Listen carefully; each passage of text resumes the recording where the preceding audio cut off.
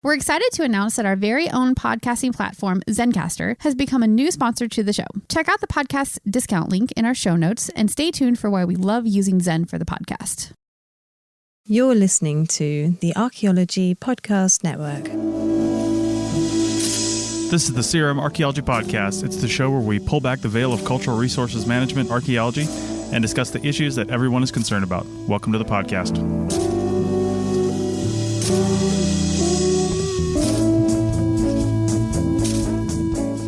Hello and welcome to the CRM Archaeology Podcast, episode 192 for July 1st, 2020. I'm your host, Chris Webster. On today's show, we talk about ethics in archaeology with guest Dina Rivera.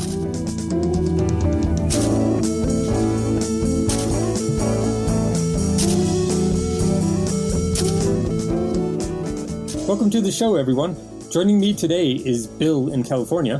Hello. Doug in Scotland.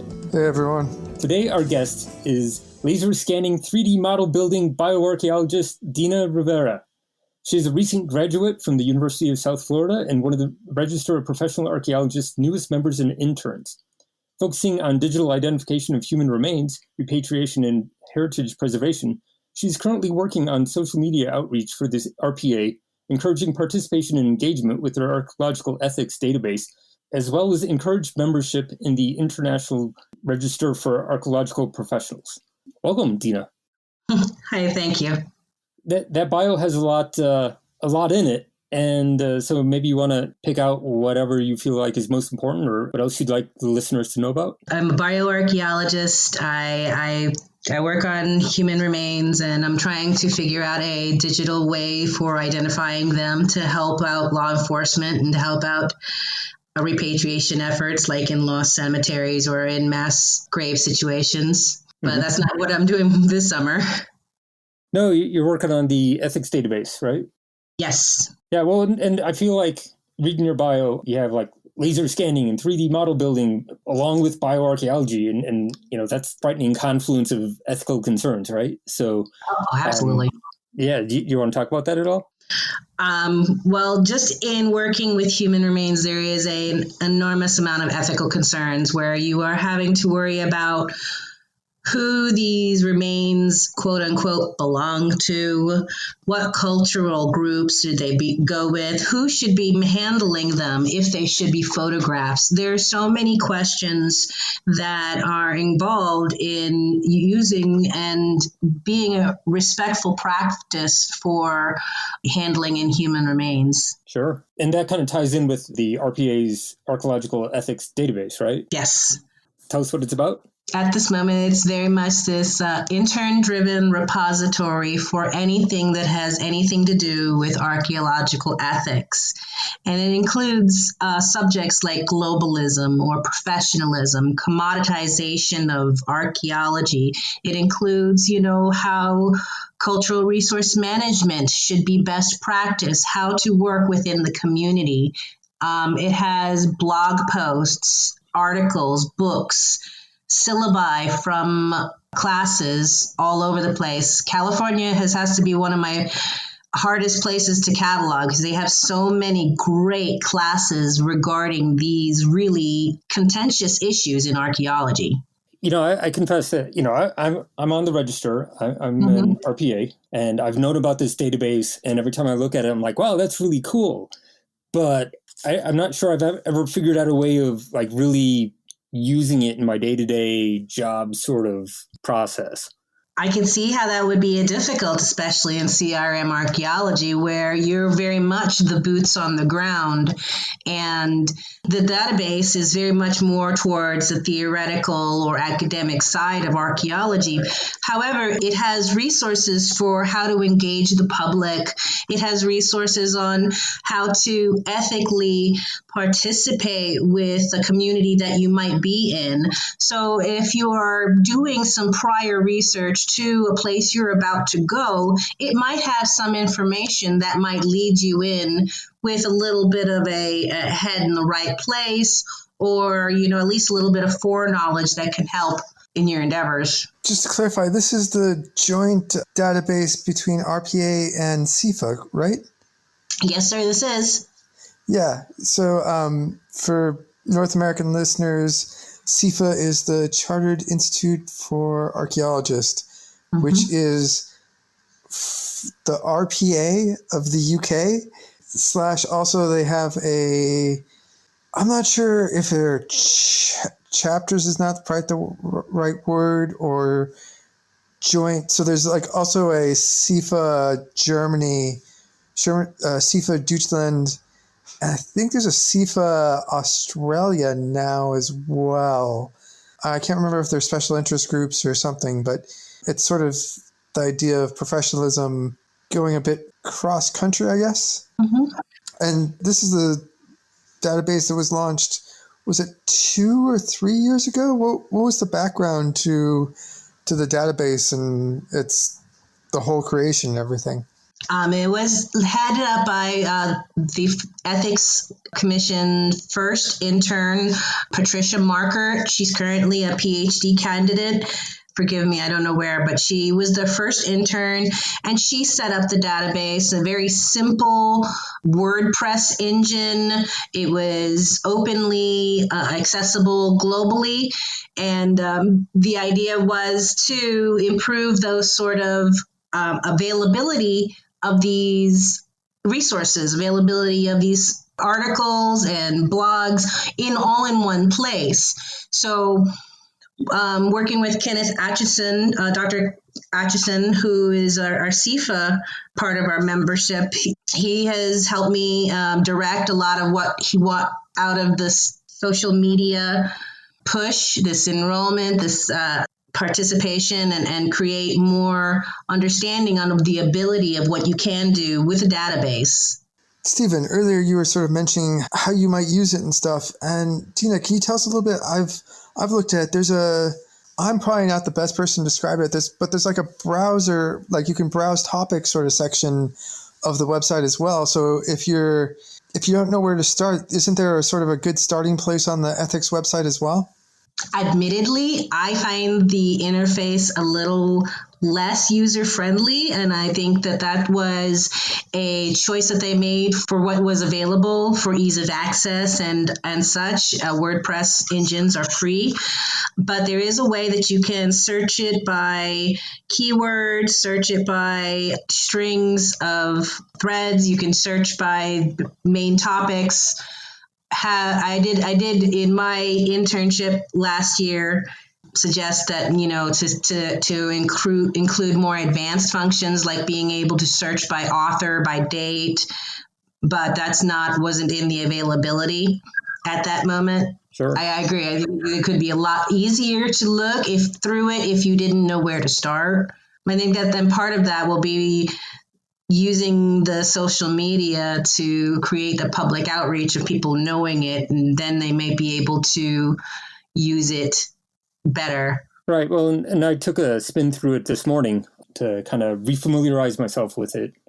And like I say, I'm always like, wow, this seems really cool. But I found that, like, I was looking at it on my phone, so maybe there's like a mobile version formatting or something like that. But it seemed pretty simple to search for a topic. Mm-hmm. I just randomly selected racism because Bill's recent blog post has been in the forefront of my mind. And a lot of resources came up.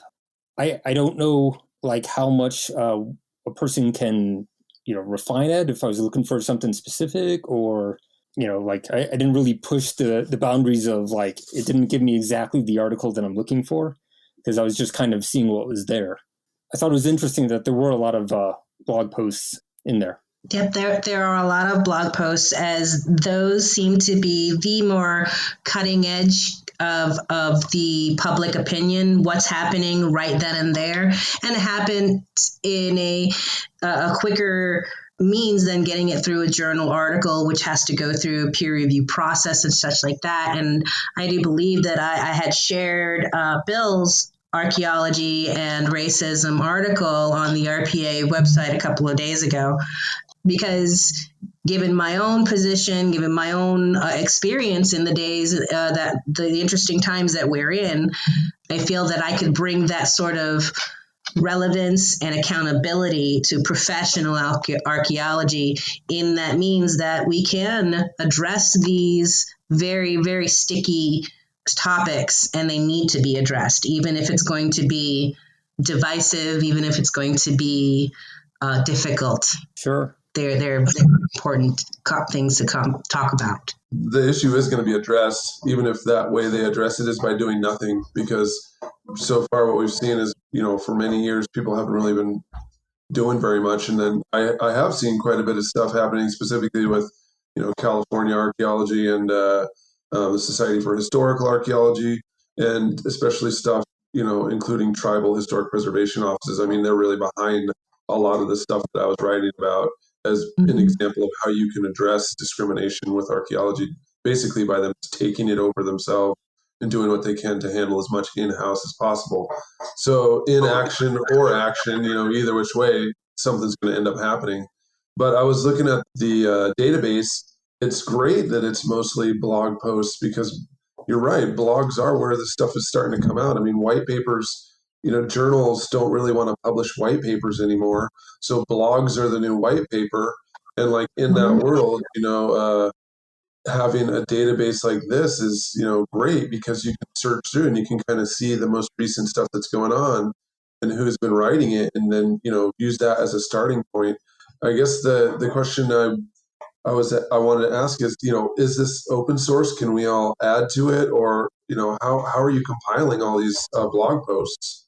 Every summer we've had an intern that has basically Googled the internet, strolled through the internet, looked through all of anthropology programs, and finding anything of most recent value that has anything along the lines of the topics. And each intern adds their topics and adds their own, shapes the database in their own sort of way. So Patricia began it with her vision. The next intern, he took it over for his summer and added his topics that were important to his field. And when I brought it in, I added things like repatriation, globalism, nationalism, things that were pertinent to 2019. And this year they asked me to come back to run their social media. Cool. I think an interesting thing here is how do you get this position? We talked about your professional interests have a lot to do with ethical considerations and stuff, but did you have specific training in ethics that, got you into this position? Or, did the RPA provide some sort of training as to what to look for or, what to consider? Actually, no. When I started grad school, I was fully expecting to be a CRM archaeologist, and I was hit by a drunk driver. And so spent most of my grad school in doctors' offices and in therapy, and finished this year with this more theoretical perspective on archaeology as field work, and anything more too extraneous became out of my reach. So I ended up working on digital things, laser scanning, 3D model building, and facial recognition programs for skeletal remains. That also brought me into the ethical considerations of all of those fields.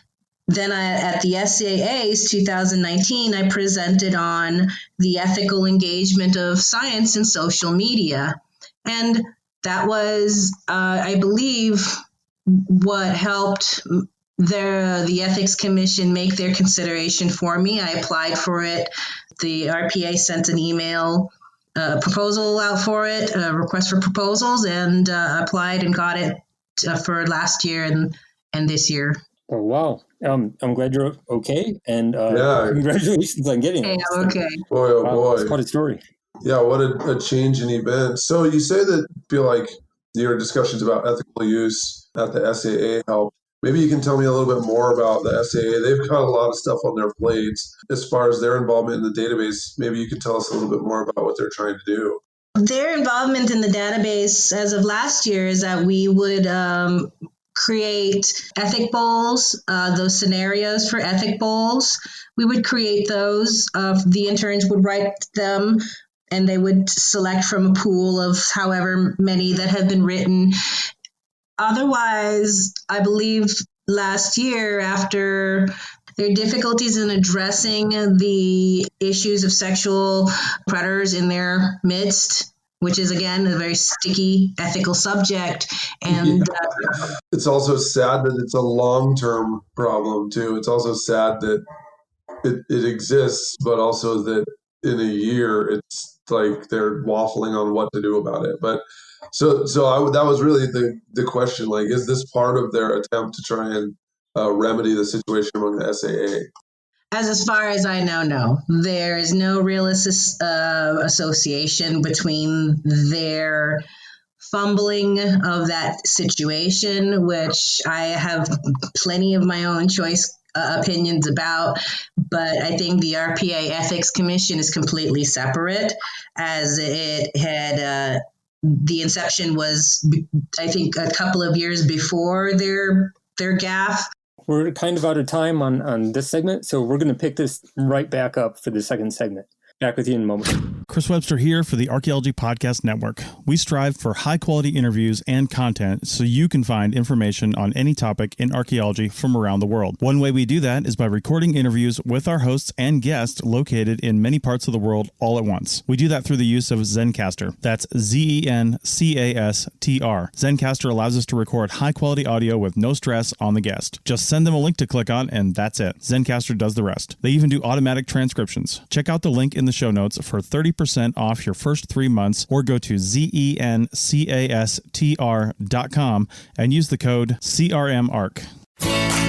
Looking to expand your knowledge of X-rays and imaging in the archaeology field? Then check out An Introduction to Paleoradiography, a short online course offering professional training for archaeologists and affiliated disciplines. Created by archaeologist, radiographer, and lecturer James Elliott, the content of this course is based upon his research and teaching experience in higher education. It is approved by the Chartered Institute for Archaeologists as 4 hours of training. That's in the UK, for those of you that don't know. So don't miss out on this exciting opportunity for professional and personal development. For more information on pricing and course structure, visit paleoimaging.com. That's PALEO imaging.com, and look for the link in the show notes to this episode. Welcome back. I just kind of want to jump in. I don't know that this is necessarily completely relevant or a logical leap there, but one of the things when we started talking about like the ethicals database and just archaeological ethics in general, that one of the things that really came to my mind before we started recording is that there's been a lot of ethical considerations pop up in the past couple of years. Both the sexual harassment ethics of the SAAs last year, then carried over into early this year, and then promptly turning into the racial ethics that we've all been talking about with the Black Lives Matter movement and all of this. And then it carries forward even more into how, as archaeologists, we work with minority populations and stuff like that. And it seems like, because looking over the ethical guidelines and roles in these organizations like the RPA and the SAA, and I presume SHA and AAAs and all the organizations, is that up until this point, they've been largely reactive. Like, you're not going to do this, you're not going to do that. How do you address when certain things occur? Whereas now, particularly with, Bill's blog post is really fresh in the mind. It's a lot more not just being reactive, but being proactively ethical. In case of Bill's post, racially. But also, we've come to see that the reactive approach of the SAA really failed us, or really failed the SAA, at that meeting. So I'm gonna put that out there and let you guys talk about it, because I think it's kind of an interesting starting point, and particularly thinking about how at that point, like a database like the one that Dina's working on is a lot more important. I agree with you in the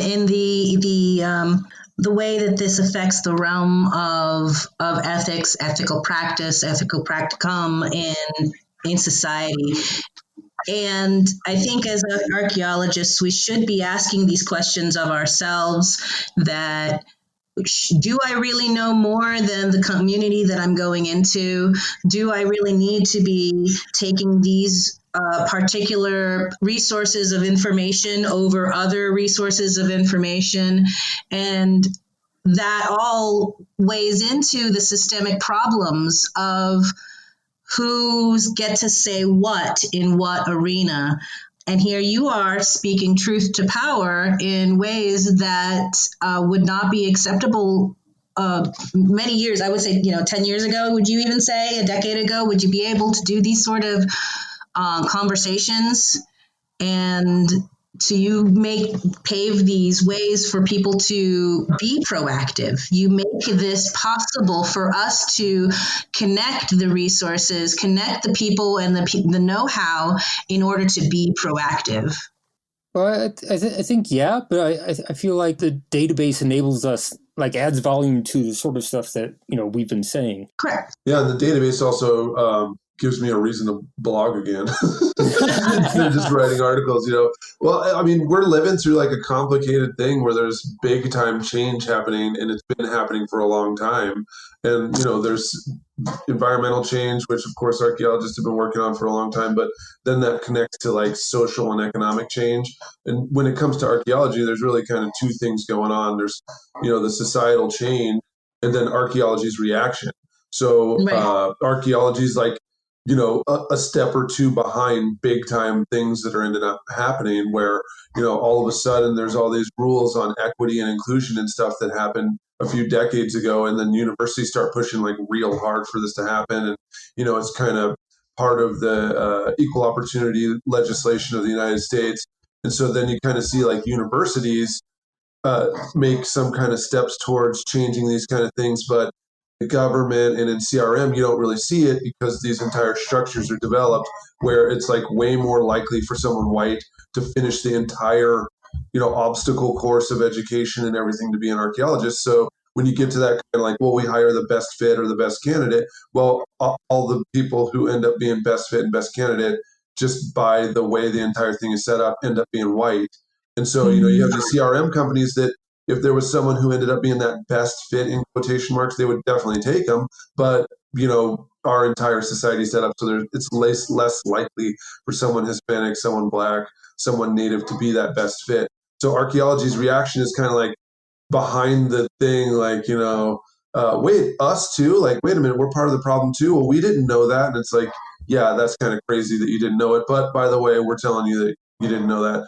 And then the other thing that's happening is kind of, non-white groups' reaction to societal change, and how that matters for archaeology is just straight up setting up your own organization, and then just not even like worrying about, after 50 something years of the National Historic Preservation Act, just set up your own neighborhood group and try to push for historic preservation in Tulsa, because no one thought about that in more than 100 years of major events to even make any kind of like historic landmark or any kind of landscape to commemorate what used to be here. Or, Black archaeologists just being sick and setting up their own society, tribal groups, through all the different stuff that needs to happen, getting to the point where they have several tribal members that have all these qualifications and masterses and all that stuff. They can just do the tribal historic preservation work, and hiring white archaeology companies to do the work under their own, like, rules and overview, right? So that's kind of non-white people's response, like, well, nothing ever ended up happening, so we're just going to do it ourselves. And then behind that, then archaeology's looking like, well, wait, that's great. I can't believe you did that. Like, so anyway, can I hang out with you? And it's like, I don't know, man, the car's kind of full. Like we only made one for us to fit in. And I don't really know what else to say, because for the longest time we tried to fit in yours and we never really fit in. And so archaeology, once again, is like one or two steps behind. And what I would really hope through all this is that they see through this, that like, yes, there are folks we can hire. There are people that we can mentor. They are actually out there. And rather than like, having some kind of guilt or feeling sorry, or then sending the hopes and prayers email that every Southwest Airlines, Macy's, and everybody's sending me these things like, oh, they really love Black Lives Matters. By the way, 20% off a flight to Phoenix. Like, rather than doing that kind of stuff, actually like think about it and think about the different steps that they can do in their own community to maybe make one tiny step. Like I'm not even asking for people to be out there doing major life risking things. the tiniest step, because if the tiniest step happens altogether, we can see some real change. But right now, I haven't even really seen the tiniest step. I would just like to comment. Archaeology now is being reactive, but archaeology was at one point proactive, easily over 20 years ago. So like the SAA, the Principles of Archaeological Ethics, that was set up, I am not going to get the time right, but I'm pretty sure 1990s. It was at least around by the early 2000s. Yeah, I want to say it was the early 90s, and it was somehow related to the push NAGPRA. I'm just guessing. I feel like that's the case, right? There was a couple of things that happened. It was, I think, either 89 or 1990. There was a big workshop. So people who are listening, these are all fuzzy, and I'm probably wrong on it, but I believe it was the BLM or National Parks did a big workshop, and they realized that something like 80% of the sites on national land had already been looted. That was sort of a wake-up call. I want to say that was like 88, 89, but it could have been like early 90s with NAGPRA as well.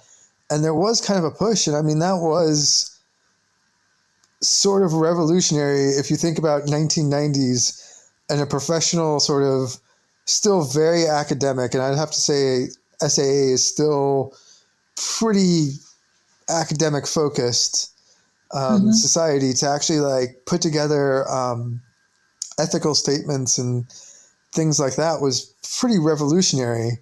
It's just that like they started that process, made some statements, no one's ever really followed them or done much with them. And actually now they've did any of you guys fill out that survey from maybe, well, we're on COVID time, so I want to say it was like a month ago, but it could have been like 2 years ago. Or 4 days ago. Yeah.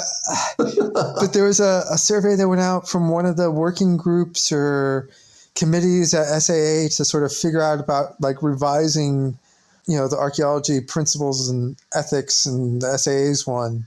And I think there has been archaeology started out well ahead of the curve on these things. And there was like the Zeta report. So like 1994, they were gathering this data and realizing that archaeology was like ridiculously white. And that is 25 years ago.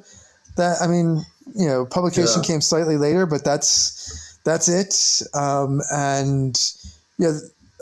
I don't know. I feel like it's now that we're being reactive, archaeology as a whole sector, except for like quite a few, as Bill has pointed out, quite a few people have actually sort of gone and been quite proactive, leaving behind many of the large organizations and structures that currently exist and doing it on their own. I don't know.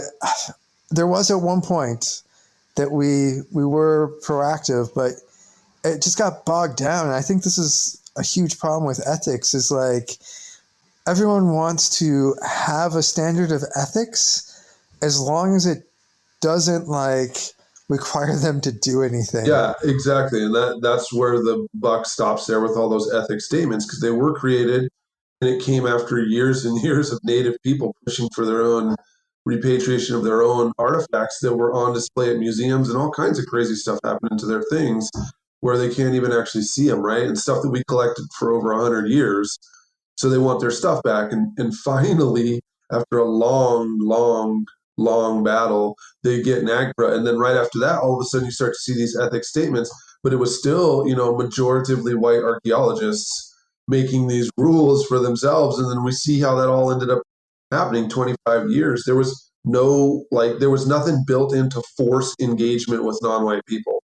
There was nothing that was to get non-white people on these boards and stuff, because we can still hide behind PhDs and masters and all this other stuff and keep these walls up so that we don't have to actually talk to normal humans that have to live with, our decisions, right? So there's these great ethics statements, and if we followed them, then we would actually see archaeology that reflects the demographics of the places we work in.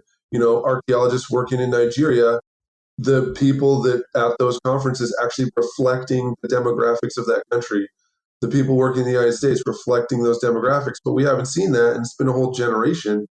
I'm going to slightly push back on one of the things you said, Bill, and that you were like, if people followed the ethics statements. But I think I kind of find actually most of those ethics statements to be quite weak.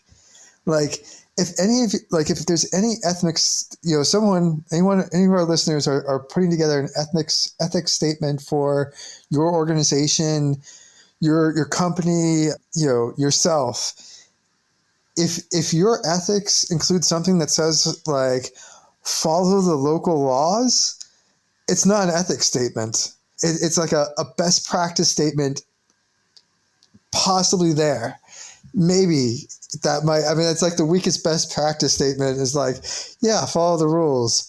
Because like ethics is not, law and ethics are two different things. What's legal and what's ethical are very, very different things. And people try to push our laws to be ethical, but it's a struggle and it's constantly changing. And I think any ethics statement needs to be aspirational. So like, you shouldn't be saying follow the local laws. Your ethical statement should be, you should be changing the local laws to meet this standard. And so like, yeah, I don't know, even if everyone had followed like the SAA's principles of ethics from the late 1990s, I'm not sure if we'd be much better. There's no principle about like diversity. And a lot of the ones that are there are pretty weak. It's something like, there's one I really hate where it's like, if you haven't you have a duty to publish your work, but you have like 10 years to do it. And it's like, yeah, man, if you haven't got it done in 10 years, yeah, it's just, you should be doing it much, much sooner than that.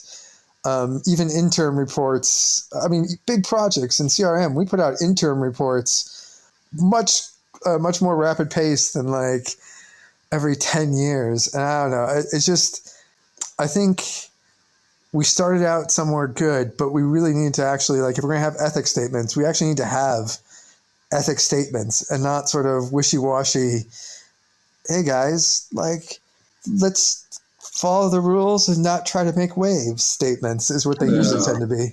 This is a really good point, and I think that in the way that having this database for the RPA addresses that is that by including all of these ethics statements from several places, the AIAs, the SAAs, all the acronyms, the alphabet soups, you can pick and choose which ones are better. You can critique others. You can pick the ones that would be aspirational.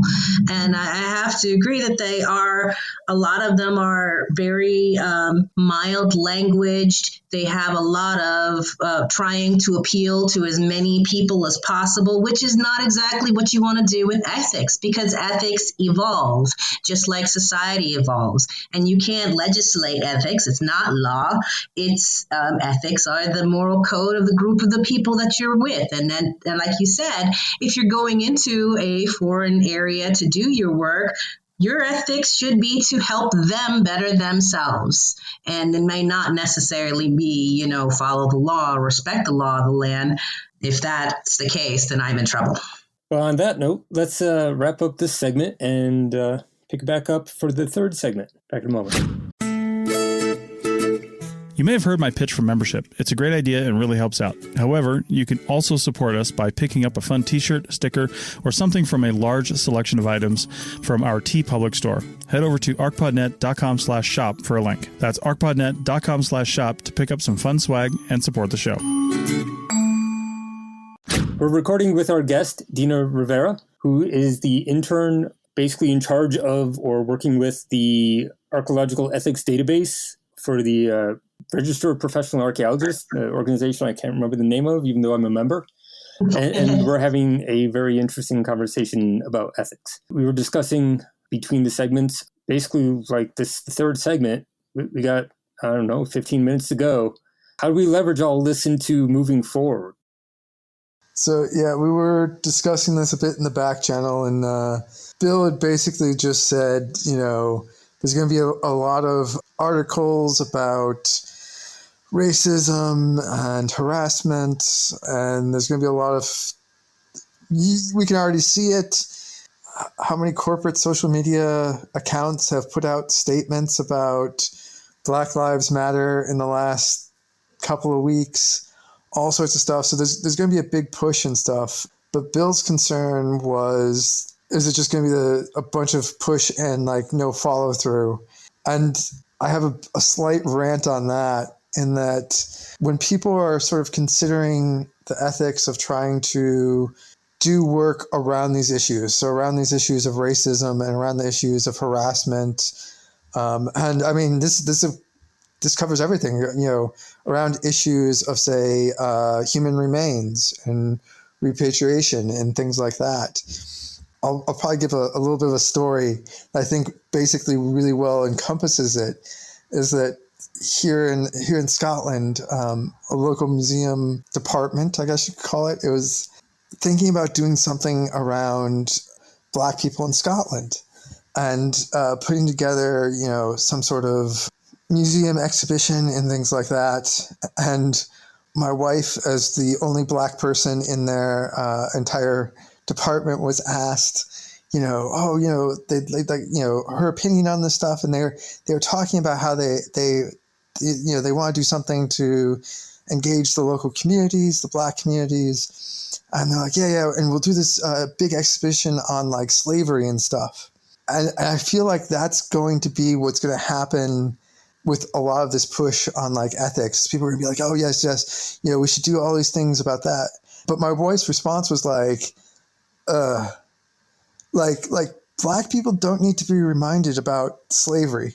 Like they're pretty good on that point. Like when they were thinking about it, they were thinking about putting together an exhibition for white people, because white people need to hear about slavery, not Black people. And my wife was actually saying, like, actually, if you want to put together an exhibition, why don't you do an exhibition celebrating culture instead of focusing on an aspect that is quite negative. And I think that is possibly what's going to actually happen a lot. I hope it doesn't, but I suddenly suspect that, like, over the next couple of years, there's suddenly going to be a massive push for, like, the archaeology of slave quarters and, the archaeology of plantations and all sorts of stuff like that, which is an important part of heritage. And there's already archaeologists doing that. But it's focusing about, like, a lot of aspects. There's a lot more to, like, African-American culture in America than just slavery.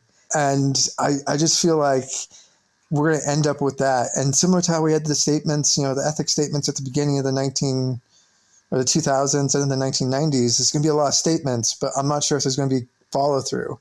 I'd really hope that if people are thinking about how they're going to do follow through, is actually to engage the communities that you're trying to help and see what they actually want to have done. I don't know. It'd be really great. I know there's a committee for the SAA working on it, but, like, for sexual harassment and stuff like that, like, man, it'd be great if they just gave it over to the people who are affected and let them tell us what they'd like to have happen and then do it. And, like, the same for, say, African-American archaeologists. Well, rather than having the SAA handle it, just have that community handle it, and then put just endorse things that you feel like you can endorse, and then, keep your hands out of it and just basically watch what's happening. Because, what we're seeing, especially with doing CRM for so long, man, just watching people have this checklist of whatever and walking across the desert and seeing all these ceramics and being like, oh, this is from this phase and this is that. And here's the level of criteria and it matters XYZ to this irrigation district. So, we assessed 144 sites and here's this and here's that. And it's like, well, did anyone even talk about what this landscape means? Because when I go out with native folks and, elders from tribes and we survey the same land, I get a whole different story about what's going on there when native folks are out there doing the same exact CRM, NHPA kind of compliance Section 106 elders have a completely different interpretation of what's going on. And there's nothing that prevents us from having that interpretation go in there because it's the NHPA. So like the same end game of, significance and stuff like that. Like, I mean, that's the way the rubric is set up, but having actual indigenous folks do the work rather than, having it be just some company from God knows where. And the same thing, like you were just saying, setting up these different groups and committees and all this stuff. I feel like it doesn't even actually, in fact, have to be archaeologists with some of these problems that we're facing. Because what we see now is that archaeologists are actually not equipped to handle a lot of these social problems that are going on. And so rather than trying to be the social worker and the politician and all that stuff, perhaps just align ourselves with existing movements and other groups that are actually already good at that and learn from them. And then just have their back, collaborate with them rather than trying to do it ourselves. I think that this is a really important thing to focus on, that community-centric archaeology, just like you said, and to allow the elders that their information that they provide is just as valid as whatever book information that we bring with us as archaeologists. And I feel like, enrollment with the RPA is like unionizing of the archaeologist into an accountability, that we can keep you all accountable, and that moving forward would be to create a grievance protocol for dealing with these ethical matters so that they can be enforced, so that we can just not have the very easy lip service of saying Black Lives Matter and putting on your little black profile picture and not really doing anything further, not just writing on anti-racism, but being actively anti-racist, not just writing on the indigenous communities, but allowing the indigenous communities to integrate with our practice and it just would just make it more enriched. It enriches our work, I think, at best, even when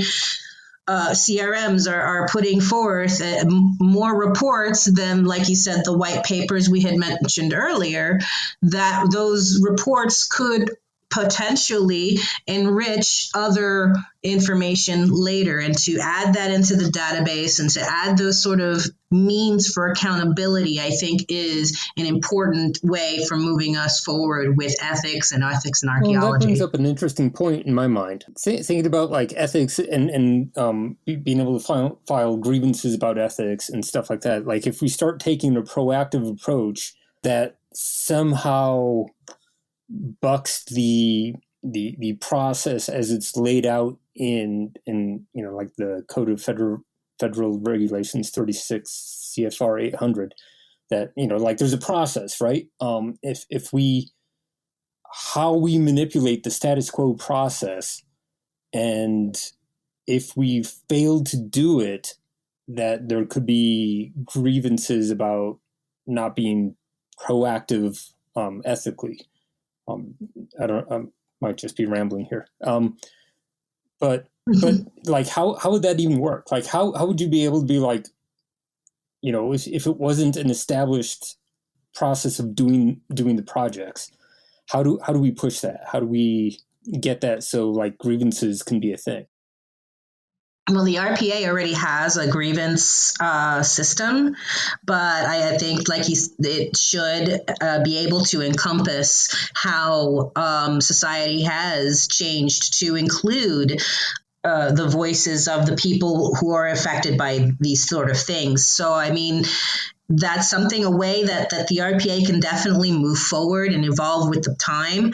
I know that SAA had tried to do that at the 2019s, and they had an unfortunate side effect, I believe, where they were trying to give voices to the people who were affected and ended up traumatizing the rest of the room.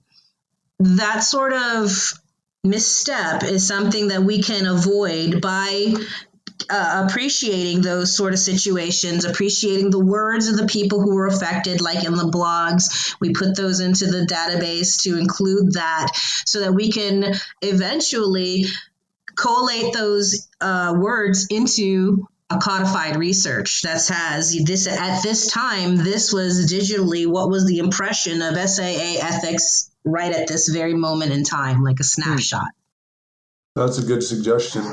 I have a question. In the background, I've been searching through the database, but I think, as someone who works with students, that they're going to be the ones who are going to move this forward. And so I guess maybe my question is, how can students really use this database to either fill in the gaps that they're not getting in college, or get, some kind of information that they can use as career folks after they graduate? This is a great resource for students just for research purposes. If they're assigned something, they can go to the database, put in the names, get like you had done before with racism, and get just a lot of different resources, whether they are the white papers or not. They can do that to include and bolster their theoretical parts to their research papers, their structure. It can help create a sense of what was going on in archaeology at the time, as there are a lot of papers that are going all the way back to, I think I put in, the oldest one I put in was 65, some very old anthropology papers, but to try and create a timeline, a phylogeny of archaeological thought that students would be accessible to, and not just at this moment, because like you said, this would be very student driven. Hopefully in the future interns, future students that'll be participating will be able to include resources from around the world. A lot of our researches are kind of the northern global geocentric. So we're, a lot of European, a lot of American, not a lot of Middle Eastern, Asian, African. So hopefully in the future, as we get more influence, this year they added 2 more interns that's going to add in information on the missing and murdered indigenous women. They're gonna shape it in their way, and every intern gets to shape the database in their own way, so that it becomes a constantly growing resource for students. It's just a really great one for students. In doing that, and with everybody putting in their own thing, do you do some sort of metadata about that, about like what your strategy or thinking is? Are you guys keeping maybe a journal of what your thoughts are about what needs to get added? As every intern, we're keeping a track of all of our edits. Since mine is mostly social media, I am keeping track of all of my tweets, retweets, any kind of information I'm putting out. I keep a long record of, and at the end, I will turn in a report. And a matter of fact, that's what I had used for my thesis, is that I turned in the report and some theoretical musings on accessibility and the information database and internet information availability. Cool. So we're running out of time, and this is a really great topic. We've had a lot of fun, and I hope you can come back and we can talk more about various fiery ethical stuff. But I have one final question. So, as the person who logs things into this database, are you going to bookmark this episode? Actually, this year I'm not logging things into the database. Okay. I'm just going to plug myself on the social media. You'll definitely see it plugged on the RPA Twitter. Cool. Thanks, guys.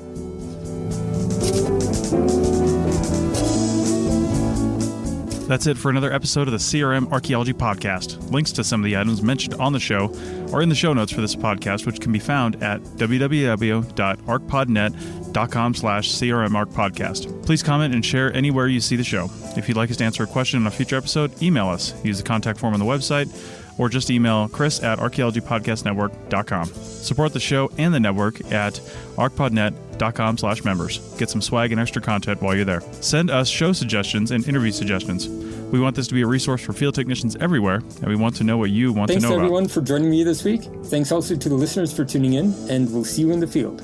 Goodbye. Bye. Bye. And this is where we wait for Doug.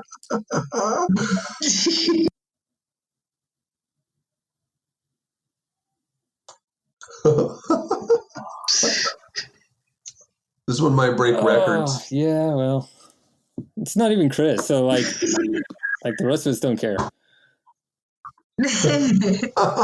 Chris will care when he hears this. He'll be like, why was that recording 37 minutes long? Reasons. Mm-hmm. Pretty much. Doug. Starting to panic now. Doug's flatlined. As long as he's not grayed out.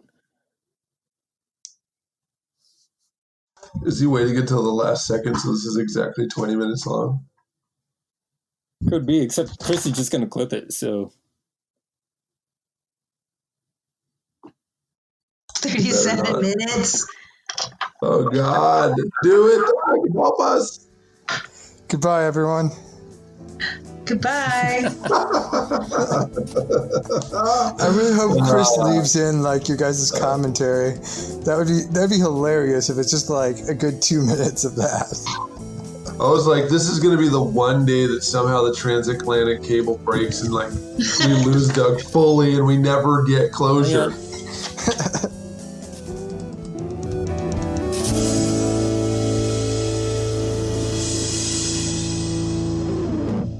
This show is produced and recorded by the Archaeology Podcast Network, Chris Webster and Tristan Boyle, in Reno, Nevada, at the Reno Collective. This has been a presentation of the Archaeology Podcast Network. Visit us on the web for show notes and other podcasts at www.archpodnet.com. Contact us at chris@archaeologypodcastnetwork.com. Thanks again for listening to this episode and for supporting the Archaeology Podcast Network. If you want these shows to keep going, consider becoming a member for just $7.99 US a month. That's cheaper than a venti quad eggnog latte. Go to archpodnet.com/members for more info.